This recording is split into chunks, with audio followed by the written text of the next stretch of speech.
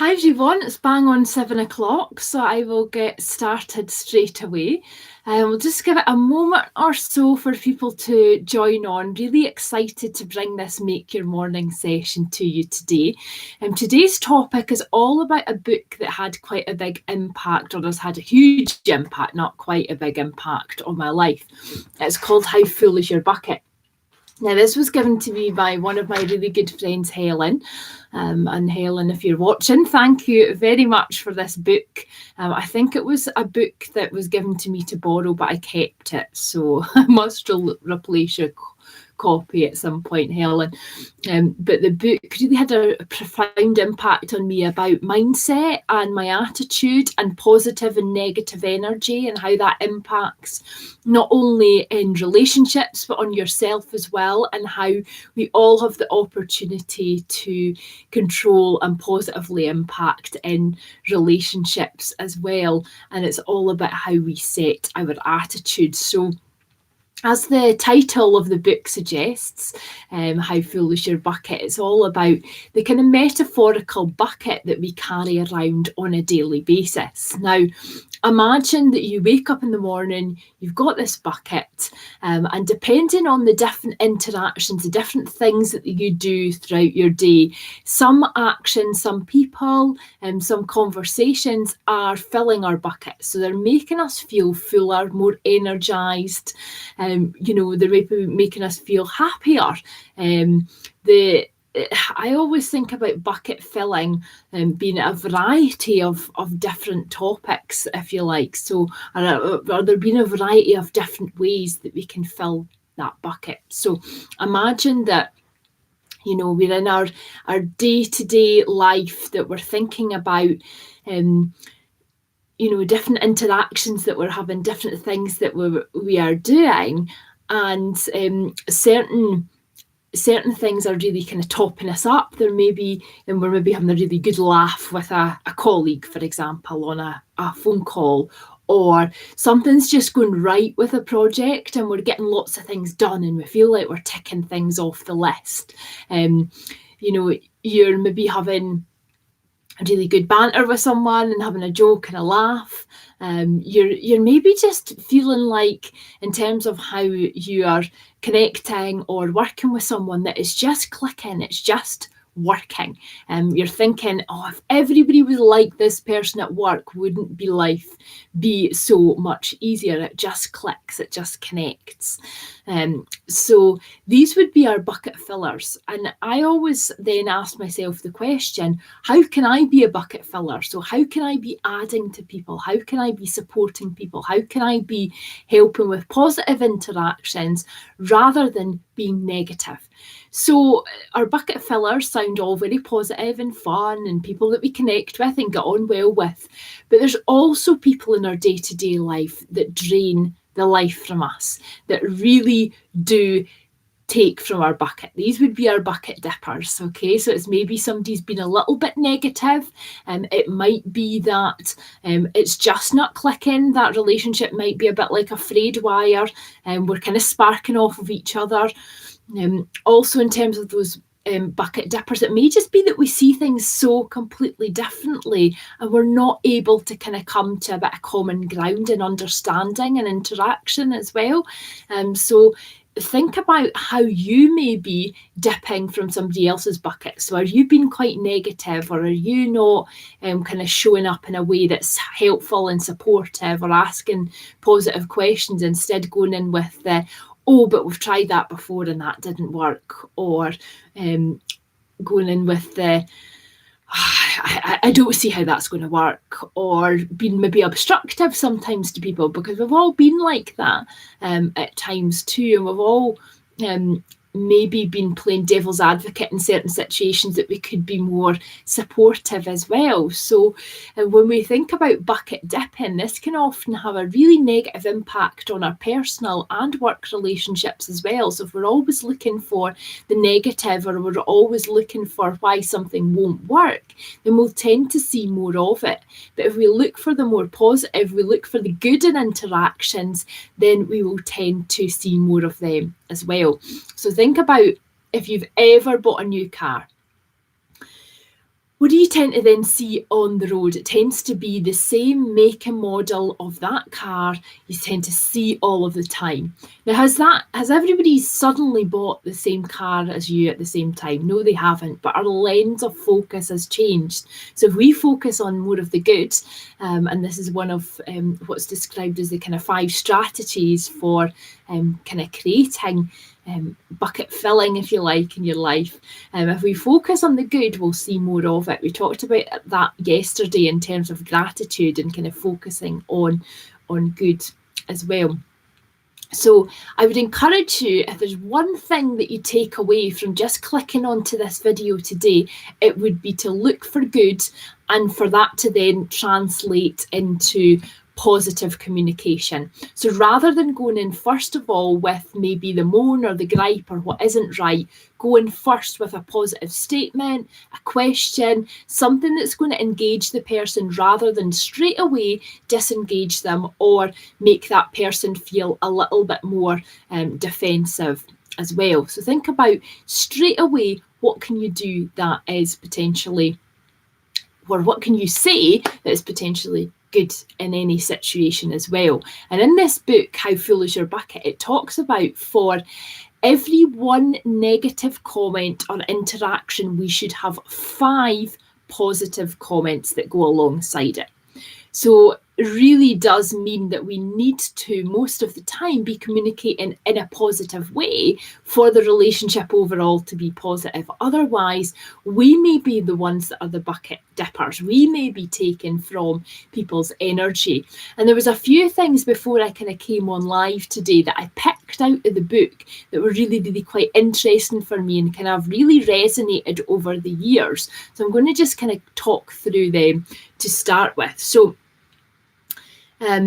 the first one is kind of preventing bucket dipping. So before any interaction, it's asking yourself, what do I want to bring to this interaction? Am I adding to this person, or do I want to take away from this person? Of course, I would imagine most of you will want to add to other people in a positive way rather than taking away or draining their energy. I think any of us would hate to think that we're draining somebody else's energy. And I would hope today through this short video that I'm kind of adding to your bucket a little bit with this concept, but really asking yourself the question, how can I add? How can I give? How can I support? And even if the relationship is really tense, there's going to be something that you can do that can support and that can be more positive maybe in your interaction than normal, and something that you can add. So that's a really simple thing. And I remember somebody once saying to me, something that was really important to them was to leave people in a better place than you found them. And that's something that always has resonated with me and always sticks with me as well. So how today can you leave people in a better place than you found them? How can you add? How can you share an idea? How can you support? How can you offer a listening ear to people that's going to really add and top up and maybe even just have a bit of fun? There's lots of great videos going on at the moment, which can be really good at just kind of topping people up and keeping people in good spirits as well. Could you forward a funny video to someone that might just really top them up and keep their bucket filled today? So that's the first thing that I wrote down. And the final part of that, as I mentioned before, was there should be 5 positive interactions for every negative comment that you make, or something that's kind of constructive feedback. Think about how do you bring in really positive feedback to everything that you're saying and everything that you're doing and how you connect. Something as simple as, how are you today? In that tone rather than, oh, how are you doing today? And that can sometimes start off this kind of spiral of kind of negative conversation, or, oh, it's so cold out there today. If I start a conversation like that, we start to get into that zone of moaning rather than having a more positive interaction. Something as simple as how you respond to how are you today. If you're, I'm not saying kind of be disingenuous, but, if you respond in a way that's, oh, I'm good, yeah, I'm doing well today, it's very different to, oh, I'm okay, or, you know, so you see so many people responding and saying, oh, I'm surviving. And I just think, wow, you know, that's really influencing the conversation sometimes in quite a negative way. So that's the first thing. Second thing is shine a light on what's right. So this can be really relevant in your relationships. Now, in this book here, it was talking about a married couple and how so often people focus on maybe what's not going well, or moaning because certain tasks haven't been done, or there's washing lying on the floor, or that sort of thing, and actually are focusing on, in the interactions, moaning about things rather than actually what is the other person in the relationship doing to support you, what is positive, what is good, and actually sharing with someone when they have done something that's really helped you and supported you, and given kind of gratitude and thanks for that, can be really, really useful in interactions as well. So if you can shine a light on what is right in your relationships, but also in your own life, and this is where journaling for me has been really important, kind of capturing what's gone really well in the day, what I'm grateful for, you know, what's positively impacting my life. If you write it down or say it out loud, that energy that kind of comes around that tends to be very positive, and more of it tends to happen. So the more that we focus on what's right, the more that we will absolutely see of it as well. So really shine that light on what is right. Two, easy for me to say. So related to that point there, focusing on relationships, so focus on people who are supportive of you, that you can support, that you can kind of, I guess, fostering really strong relationships in your life, whether that be in your personal life with your partner, your family, your friends, you know, people that you can speak to, people that you can trust, as well in your working life as well. How do you foster really strong relationships there? Because for most of us, we're maybe working for more time than we're having leisure time. So how do we foster really positive relationships? Because they all impact in our life as well. Two, and keeping in touch with people and things, you know, it's sometimes life gets in the way, but how do you put effort into relationships as well? And how do you support others? Because I often find if you're more supportive of others and more involved in others, then you will again get the same back when you need that support as well. And there's another point in the book as well, which talks about actually one of the other ways of really bucket filling for others and also for yourself is giving to others. So and that can be in lots of unexpected ways. So any support that you can give, you may send someone a little unexpected gift. It doesn't have to be something expensive, but just something to let them know that you're thinking of them. A card, a message, you know, as I talked earlier on, something as simple as, you know, forwarded on like an article that you found really interesting, or a page that you're following that's kind of inspiring you, or a video that you've seen that really connects or resonates with you. Something as simple as that, kind of giving to others, can be a great way to really kind of top someone up and fill somebody else's bucket, and at the same time do the same for yourself as well.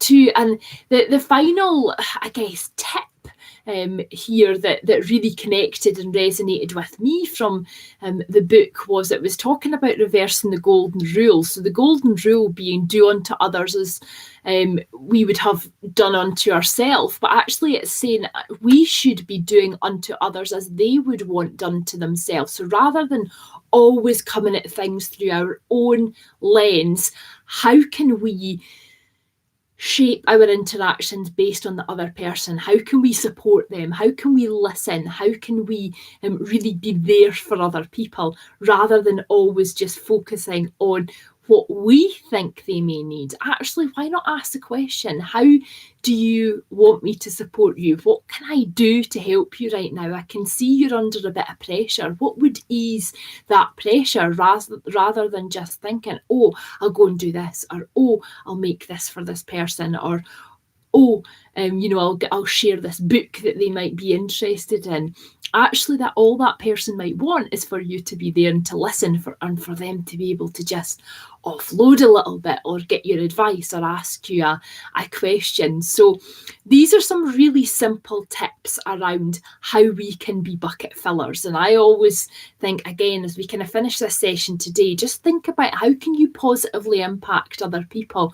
How can you be aware of how you show up and how you interact and how that influences other people? So really appreciate those of you who have joined in today. Great to see a few people online. Leave any comments, questions that you might have for me in the chat box. More than happy to answer them, and hopefully see you again here tomorrow. Take care, everyone. Bye-bye.